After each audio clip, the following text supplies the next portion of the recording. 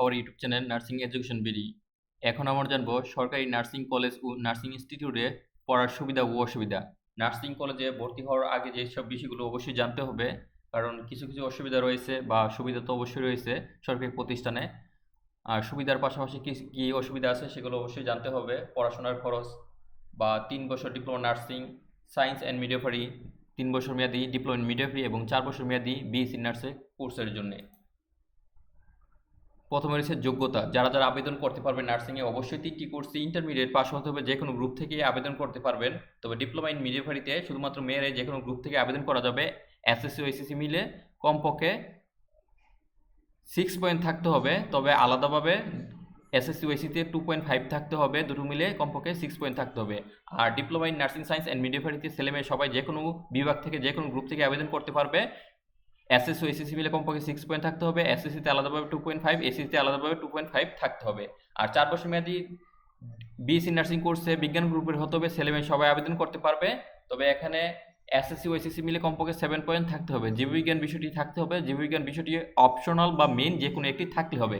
সরকারিতে ছেলেদের diploma nursing এবং বিএসসি নার্সিংয়ের জন্য 10% সিট রয়েছে এবং মেয়েদের জন্য 90% সিট।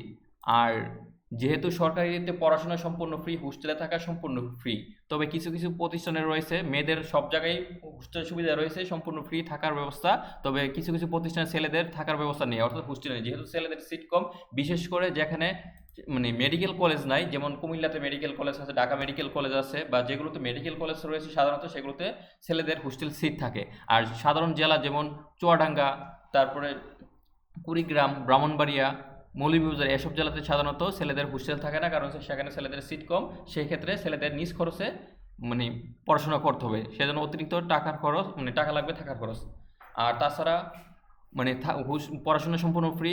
খাবার খরচ প্রত্যেক মাসে যে স্টাইপেন্ড বা বৃত্তি দেওয়া হয় আনুমানিক 2 থেকে মানে প্রথমে বছর হয়তো 17-18 এভাবে বাড়তে থাকে, 2000 আনুমানিক 2000 টাকা, সেই টাকা দিয়ে খাবার খরচ ও অন্যান্য খরচ হয়ে যায়।